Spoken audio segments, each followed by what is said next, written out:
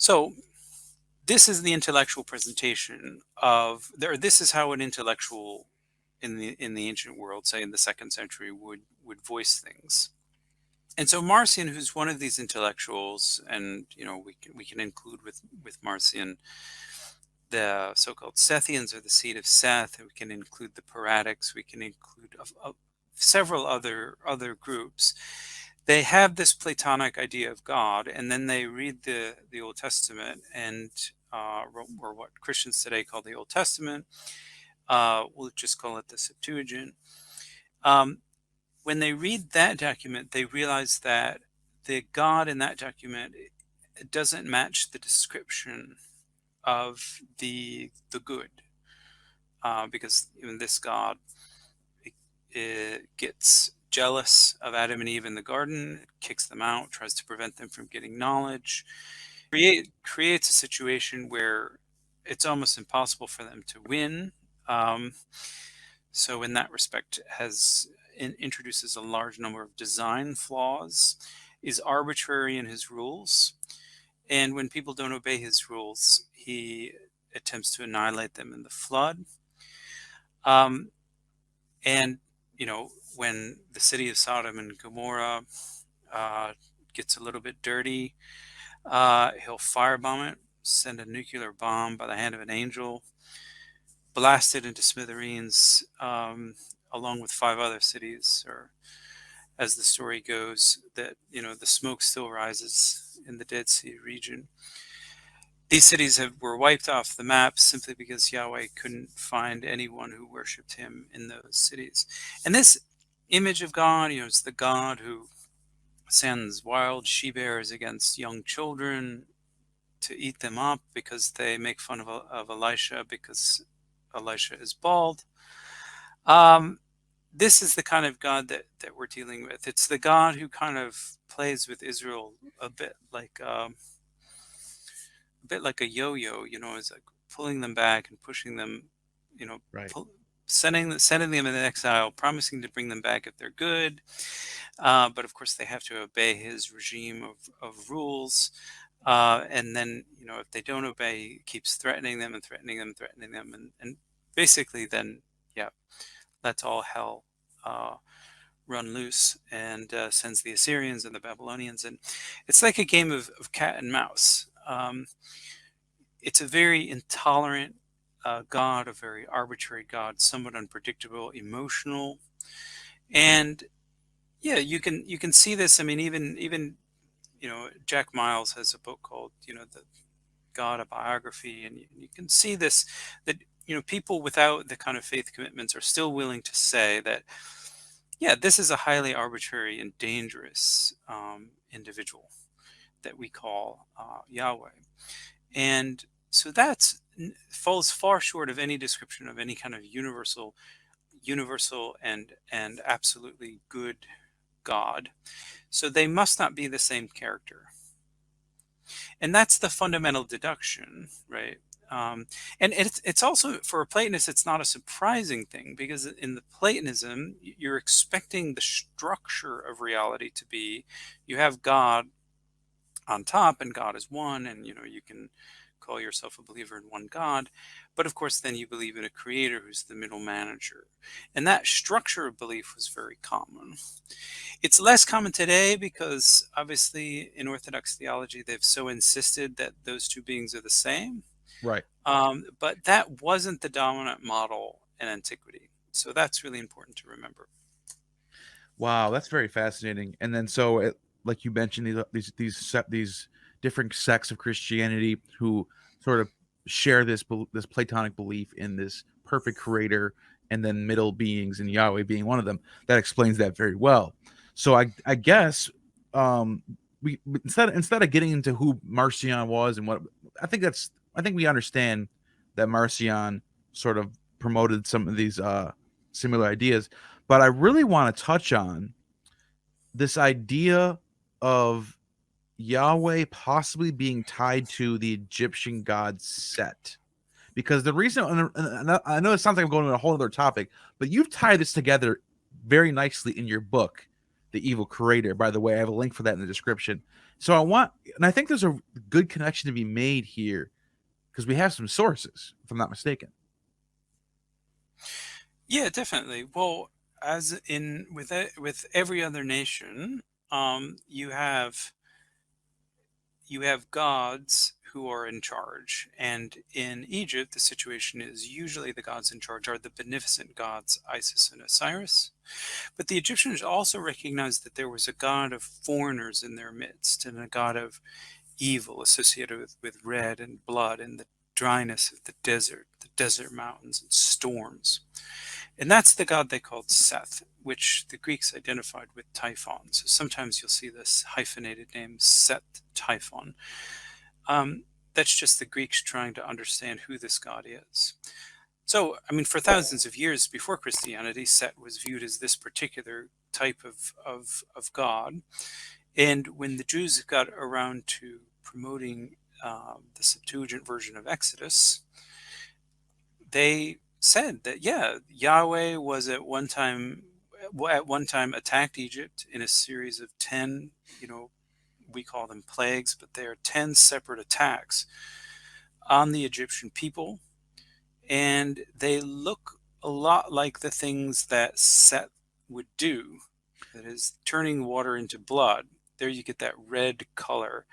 The idea of death and dryness, well, that's something that you get. Also darkness.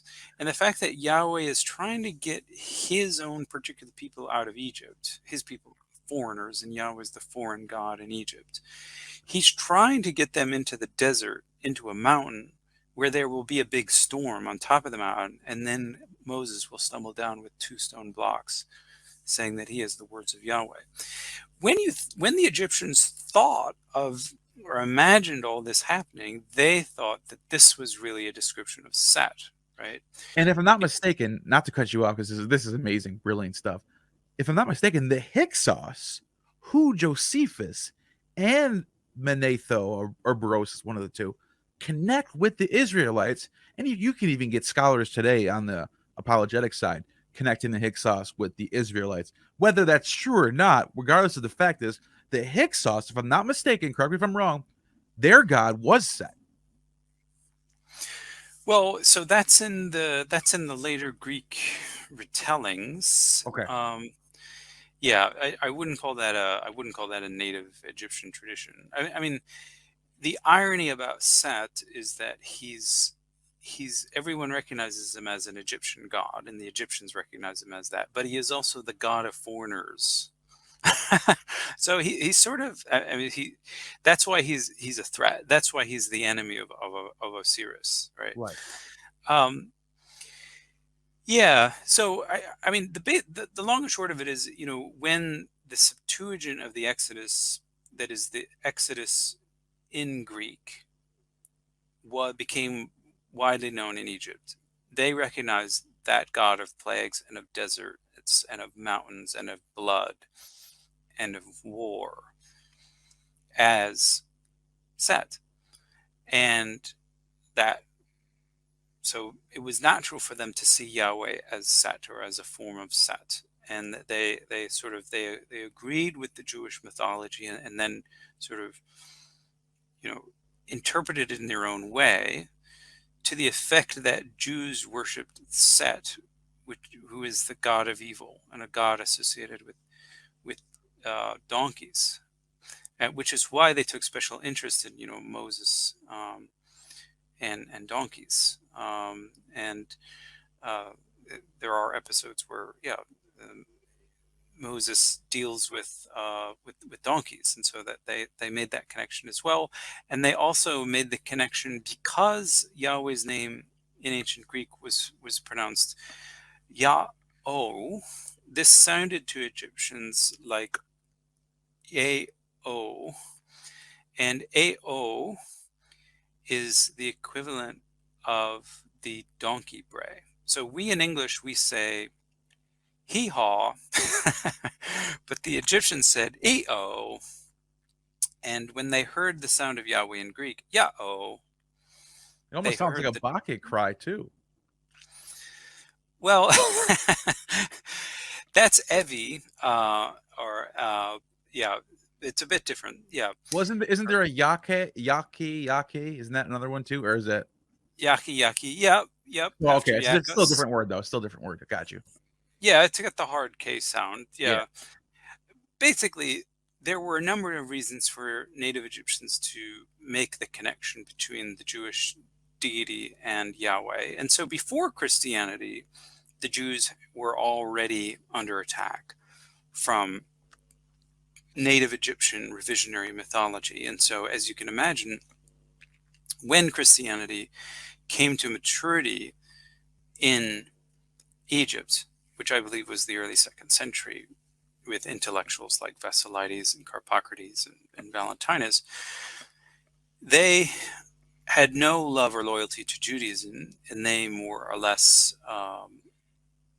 not Valentinus or Carpocrates, but other figures like Sethians, perhaps, if they made it to Egypt, or if they were in Egypt, they were attracted to this idea of Set as a form of Yahweh, or Yahweh as a form of Set.